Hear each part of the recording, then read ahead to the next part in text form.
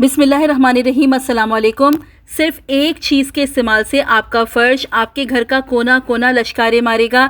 अगर आपके टाइल्स और मार्बल्स पे इस तरीके से गंदगी जमा हो गई है, जंग के या फर्नीचर के दाग पड़ गए हैं, तो बस इस चीज़ का इस्तेमाल कर लीजिए। सारे दाग, धब्बे, मैल कुचैल उबल कर बाहर आ जाएंगे। साथ ही जरासीम का भी खात्मा होगा, घर से बदबू का भी खात्मा होगा और कीड़े मकोड़े भी आपके घर में बिल्कुल दाखिल नहीं होंगे। इसके अलावा और भी बहुत सारी टाइम सेविंग और मनी सेविंग टिप्स मैं आपके साथ शेयर करूंगी। वीडियो बहुत यूजफुल है, वीडियो को फुल वॉच कीजिएगा। पसंद आए तो लाइक और शेयर ज़रूर कर दीजिएगा।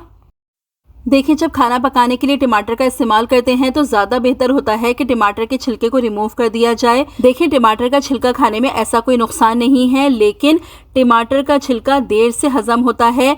अगर आपका मैदा कमज़ोर है या आपको गैस, तेज़ाबियत या सीने में जलन की प्रॉब्लम रहती है तो टमाटर का छिलका इन अलामात को बढ़ा सकता है। क्योंकि ये देर से हज़म होता है तो ये प्रॉब्लम्स बढ़ सकती हैं। तो ज़्यादा बेहतर है कि जब भी आप टमाटर इस्तेमाल करें तो टमाटर के छिलके को आप हटा दें। अब टमाटर के छिलके को रिमूव करने के लिए आपने क्या करना है, बस ये देखिए, जिस तरह से मैं छुरी को फेर रही हूँ टमाटर पे, बस इस तरह से हल्का सा प्रेस करते हुए आपने छुरी को फेरना है। इस तरह से टमाटर की स्किन नरम हो जाएगी और फिर बहुत आसानी से हाथों की मदद से रिमूव हो जाएगी। इससे पहले भी टमाटर के छिलके को रिमूव करने के मैंने आपके साथ 2-3 तरीके शेयर किए हैं। ये बिल्कुल सिंपल, बहुत आसान सा तरीका है। बस ये देखिए, आपको नज़र भी आ रहा होगा कि छिलका नरम पड़ गया है।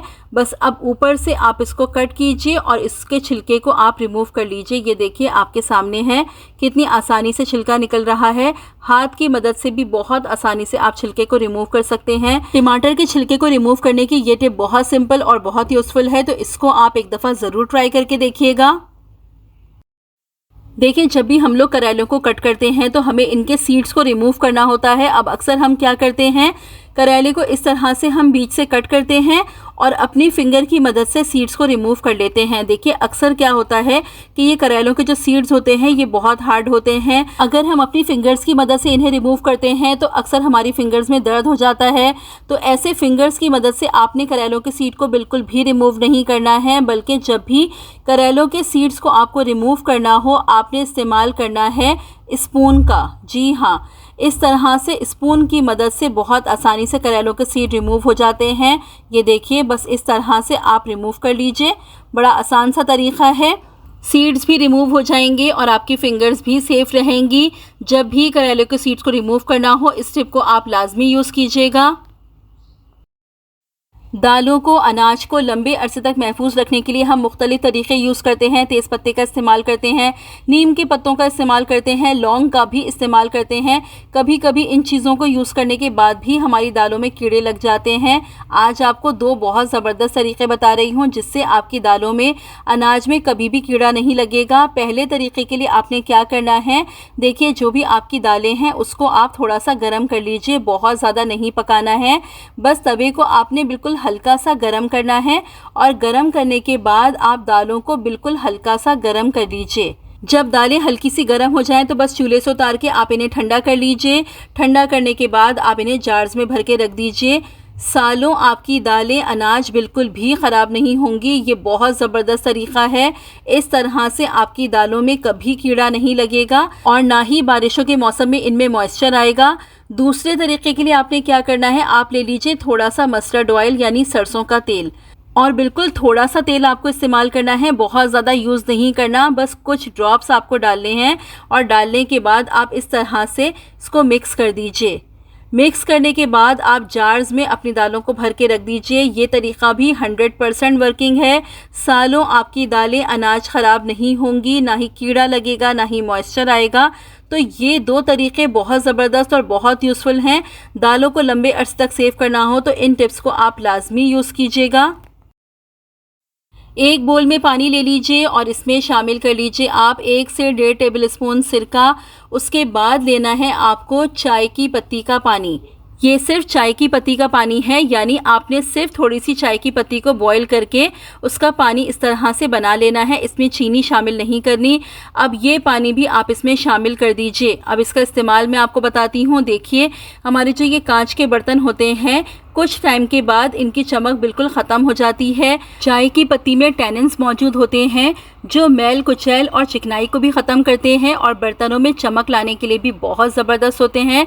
तो इस तरह से आप अपने कांच के बर्तनों को इस पानी में डाल के थोड़ी देर के लिए छोड़ दीजिए। 15 से 20 मिनट आपने छोड़ देना है। 15 से 20 मिनट के बाद आप जब इनको निकालेंगे, यकीन कीजिए आप खुद देख के हैरान रह जाएंगे। जितने भी इन पे दाग धब्बे होंगे वो साफ़ हो जाएंगे, जो चिकनाई होगी वो भी साफ़ हो जाएगी और बर्तनों में बहुत ज़बरदस्ती शाइन आ जाएगी। ये देखिए, रिज़ल्ट आपके सामने है। इसके बाद आप डिश वॉश से इसको साफ़ कर लीजिए। मैं आपको इसको धो के दिखाती हूँ फाइनल रिज़ल्ट इसका। ये देखिए, रिज़ल्ट आपके सामने है। ज़बरदस्ती शाइन आ गई है इस कप में। तो कांच के बर्तनों की शाइन को वापस लाने के लिए एक दफ़ा इस मेथड को आप ज़रूर ट्राई कीजिएगा। ऐसी बहुत सारी वायर्स हमारे घर में बिखरी रखी हुई होती हैं। हम अक्सर ड्रॉर्स में इस तरह की वायर्स को इसी तरीके से रख देते हैं, जो कि बहुत ज़्यादा मैसी लगता है। इनको भी समेट के रखने का एक ज़बरदस्त तरीका बता रही हूँ। इस तरीक़ों को फॉलो करेंगे तो आप बहुत सारी वायर्स को एक ही ड्रॉर में या किसी एक ही बॉक्स में आसानी से समेट के रख सकते हैं। आपको क्या करना है, पहले तो आप वायर को इस तरीके से समेट लीजिए। समेटने के बाद आप ले लीजिए ये टिश्यू पेपर के रोल का जो हमारे पास कार्डबोर्ड निकलता है वो ले लीजिए। बस इस तरीके से आप अपनी वायर को इस कार्डबोर्ड के अंदर डाल दीजिए और ये ऑर्गेनाइज तरीके से सारी वायर्स आपकी सिमट जाएंगी। किसी ड्रॉर में या किसी बॉक्स में आप जितनी भी वायर्स हैं उनको अरेंज करके रख सकते हैं। बहुत सिंपल लेकिन बहुत ज़्यादा यूज़फुल तरीका है ये वायर्स को समेट के रखने का, तो इसको भी फॉलो ज़रूर कीजिएगा। देखिए, कभी ऐसा होता है कि इस तरह के ट्राउज़र्स होते हैं हमारे पास या शॉर्ट्स होती हैं जिनमें हमारे पास जेबें नहीं होती। अब कभी ऐसा होता है कि हमें थोड़े बहुत पैसे रखने हैं या कोई चीज़ रखनी है और हमारे पास पॉकेट नहीं है। तो एक सिंपल सी टिप बता रही हूँ जिससे आपकी प्रॉब्लम सॉल्व हो जाएगी। देखिए, आप क्या कीजिए, इस तरह से कोई सॉक्स ले लीजिए। एक आप इस तरह से मोज़ा लेके और सेफ्टी पिन की मदद से आप इस तरह से अंदर की तरफ लगा लीजिए। ये एक सिंपल सी टिप है, लेकिन कभी कभी ऐसा होता है कि ये छोटी छोटी टिप्स भी हमारे काम आ जाती हैं। कभी अर्जेंसी में हमें पैसे रखने हैं तो इस तरह से आप मोज़े का इस्तेमाल करके अपनी इस प्रॉब्लम को सॉल्व कर सकते हैं, क्योंकि ये कॉमन होता है। अक्सर बहुत से ट्राउज़र्स और शॉर्ट्स वगैरह ऐसी होती हैं जिनमें पॉकेट्स नहीं होते। तो इस तरह से आप सॉक का इस्तेमाल करके अपने लिए एक सिंपल सी पॉकेट बना सकते हैं और अपनी प्रॉब्लम को सॉल्व कर सकते हैं। अक्सर औरतों की आंखों में प्याज काटते हुए बहुत ज़्यादा आंसू आते हैं। इस प्रॉब्लम को सॉल्व करने के लिए दो तरीके होते हैं। एक तो आप प्याज़ों को काटने से पहले थोड़ी देर के लिए फ्रीज़र में रख दीजिए, या फिर आप दूसरा तरीका ये फॉलो कर सकती हैं कि प्याज को काटने से पहले उबलते हुए पानी में कुछ सेकंड्स के लिए डाल दीजिए। उसके बाद आप प्याज को कट कर लीजिए, तो भी आंखों में बिल्कुल आंसू नहीं आते। तीसरा तरीका आज मैं आपके साथ शेयर कर रही हूँ, वो ये कि प्याज को जब आप कट करने लगें तो छुरी पर आप ऑयल लगा लीजिए। जो भी तेल है आपके पास, सरसों का हो या खाना पकाने वाला तेल हो, कोई भी तेल आपके पास हो, वो आप छुरी पर इस तरह से लगा लीजिए। उसके बाद उस छुरी से आप जब प्याज काटेंगी तो ज़रा सी भी आपके आंखों में प्याज नहीं लगेगी, बिल्कुल भी आंसू नहीं आएंगे। बहुत सिंपल और बहुत इफ़ेक्टिव टिप है। इन तीनों में से जो भी टिप आपको अच्छी लगे उसको आप यूज़ कर लीजिए। देखें, क्या होता है कि हम अपना चूल्हा तो साफ़ करते हैं, रेगुलर अपने चूल्हे की क्लीनिंग कर लेते हैं, लेकिन चूल्हे की कुछ जगहें ऐसी होती हैं जिनको साफ़ करना हमारे लिए इतना आसान नहीं होता।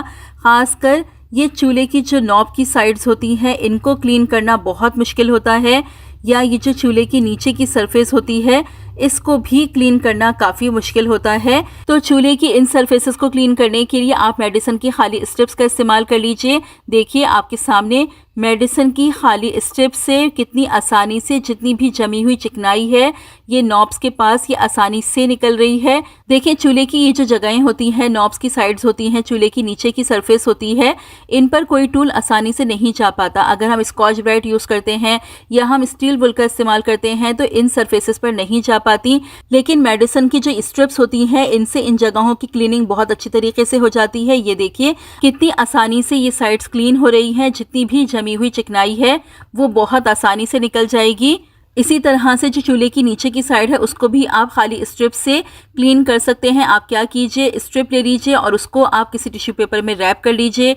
रैप करने के बाद बस आप इस तरह से नीचे की तरफ फेरेंगे, जितनी भी चिकनाई होगी, जो भी मैल होगी, बहुत आसानी से निकल जाएगी। ये देखें, रिजल्ट आपके सामने है। तो चूल्हे की इन साइड्स को क्लीन करने के लिए आप इस मेथड को यूज़ करके ज़रूर देखिएगा। पोछे के पानी में एक चीज़ मिलाकर अगर आप पोछा लगाते हैं तो आपका फर्श जरासीम से पाक हो जाएगा, बदबू भी बिल्कुल नहीं आएगी, साफ सुथरा चमकदार हो जाएगा। और ये जो मच्छर मक्खी चूंटियों का मसला है ये भी आपका मुकम्मल तौर पर हल हो जाएगा। तो बस आपको क्या करना है, जब भी आप पोछे का पानी बनाते हैं तो आपको इस तरीके से पोछे के पानी को बनाना है जिस तरह से मैं आपको बता रही हूँ।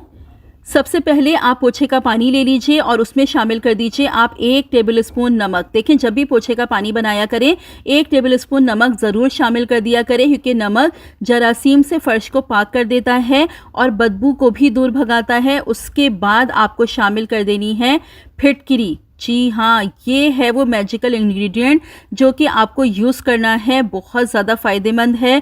फिटकिरी का इस्तेमाल पोछे के लिए, देखें जब आप फिटकिरी का इस्तेमाल करेंगे तो फ़र्श पे मौजूद जितने भी जरासीम होंगे वो मुकम्मल तौर पर ख़त्म हो जाएंगे, क्योंकि फिटकिरी एंटीबैक्टीरियल होती है, एंटीसेप्टिक होती है, फ़र्श पर मौजूद तमाम जरासीम का ख़ात्मा कर देती है। अगर बदबू आती है फ़र्श में से तो वो भी मुकम्मल तौर पर ख़त्म हो जाएगी, क्योंकि फिटकिरी जितनी भी बदबू होती है उसको अपने अंदर एब्जॉर्ब कर लेती है। उसके साथ ही फ़र्श को चमकदार बना देती है। फ़र्श पर मौजूद बारीक से बारीक मिट्टी भी फिटकिरी अपने अंदर एब्जॉर्ब कर लेती है। तो जब भी आप पोछे का पानी बनाएं 1 चम्मच फिटकिरी का पाउडर ज़रूर शामिल कर दें। बहुत आसानी से फिटकिरी आपको किसी भी पंसार की दुकान से मिल जाएगी, बहुत सस्ती मिलती है। एक दफ़ा ज़्यादा सारी लेके आप अपने पास पीस के रख लीजिए। पहले हावन दस्ते में डाल के छोटे टुकड़ों में तोड़ लीजिए, उसके बाद मिक्सी में पीस के इसका पाउडर बना के रख लीजिए। जब भी पोछा लगाएं 1 टेबलस्पून शामिल कर लीजिए। उसके बाद आप चाहें थोड़ा सा फिनाइल शामिल कर लीजिए, या अगर डेटॉल यूज़ करते हैं तो डेटॉल शामिल कर लीजिए और बस इसको अच्छी तरह से मिक्स कीजिए और इस पानी से आप पोछा लगाइए। बहुत ज़बरदस्त क्लीनिंग होगी। एक दफ़ा इस तरीके से आप पोछा लगा के देखें, आपका फ़र्श इतना ज़बरदस्त चमक जाएगा, इतनी अच्छी खुशबू भी आएगी। और फिटकिरी का इस्तेमाल करेंगे तो फ़र्श पर कीड़े मकोड़े भी बिल्कुल नहीं आएंगे। जब आप फिटकिरी से पोछा लगाएंगे तो घर में मच्छर मक्खी भी नहीं आएंगे और चूंटियों का मसला भी मुकम्मल तौर पर हल हो जाएगा, क्योंकि ये इतनी इफ़ेक्टिव होती है कि कीड़े मकोड़ों को दूर भगा देती है। और आप चाहें तो इस पानी में थोड़ा सा लीमू का रस या थोड़ा सा सिरका भी शामिल कर सकते हैं। देखें, पोछे का जो पानी बनाते हैं वो स्ट्रॉन्ग होना चाहिए, क्योंकि असल सफाई उसी से ही होती है। तो बस इस तरीके से पोछे का पानी बना के आप पोछा लगाइए और फर्श को जरासीम, बदबू और कीड़े मकोड़ों से आप पाक कर लीजिए। ये तरीका पसंद आया है और यहाँ तक अगर वीडियो देख ली है तो जल्दी से वीडियो को लाइक कर दीजिए। देखें, कभी ऐसा हो कि आप शूज़ लेके आएँ और शूज़ आपको टाइट हो रहे हों तो एक सिंपल सी टिप को फॉलो करके आप अपनी इस प्रॉब्लम को सॉल्व कर सकते हैं। देखिए, हम लेडीज़ के साथ तो ये प्रॉब्लम अक्सर खुसों में कॉमन होती है कि जब भी हम लोग खुसे लेके आते हैं तो खुसे अक्सर हमें टाइट होते हैं, पहनने में बहुत प्रॉब्लम हो रही होती है। इस प्रॉब्लम को सॉल्व करने के लिए आप ले लीजिए 2 जिपलॉक बैग। अगर जिपलॉक बैग ना हो तो कोई भी आम थैली का आप इस्तेमाल कर सकते हैं और उसमें डाल दीजिए आप थोड़ा सा गर्म पानी। देखें, बहुत ज़्यादा गर्म खौलता हुआ पानी नहीं डालना है, बस नीम गर्म पानी आप ले लीजिए और इन बैग्स में आप गर्म पानी डाल के इस तरीके से जूतों में या खुसों में रख दीजिए। तकरीबन 10 से 15 मिनट के लिए छोड़ दीजिए। 10 से 15 मिनट के बाद जब आप इन बैग्स को रिमूव करेंगे और उसके बाद आप अपने जूते पहनेंगे, बिलीव मी, आपकी प्रॉब्लम मुकम्मल तौर पर सॉल्व हो जाएगी। जो आपको जूते टाइट हो रहे थे वो बिल्कुल ठीक हो जाएंगे। देखिए, बस यहाँ पर ये बैग्स मैंने रख के 10 मिनट छोड़ दिए थे। 10 मिनट के बाद मैं इनको रिमूव कर लूँगी और अब आप ये देखिए रिज़ल्ट, कितने आराम से मेरे बेटे ने अब ये शूज़ पहन लिए हैं। तो देखिए, अगर कभी भी ये प्रॉब्लम हो तो आप इस तरीके को फॉलो करके अपनी इस प्रॉब्लम को सॉल्व कर सकते हैं। इस तरह से जूते आपके बिल्कुल ठीक हो जाएंगे। यहाँ तक अगर वीडियो देख ली है और मेरी एफर्ट आपको अच्छी लगी है तो जल्दी से वीडियो को लाइक कर दीजिए। तो ये थी मेरी आज की वीडियो। होप कि आपको पसंद आई होगी, वीडियो अच्छी लगी हो, आपके लिए यूज़फुल रहे तो वीडियो को लाइक और शेयर ज़रूर कर दीजिएगा। चैनल पर पहली बार आए हैं तो सब्सक्राइब करके बेल नोटिफिकेशन को ऑन कर लीजिए। रखिएगा अपना बहुत सारा ख्याल, मुझे भी अपनी दुआओं में याद रखिएगा। मिलती हूँ अपनी नेक्स्ट वीडियो में। Till then stay safe, stay happy. अल्लाह हाफिज़।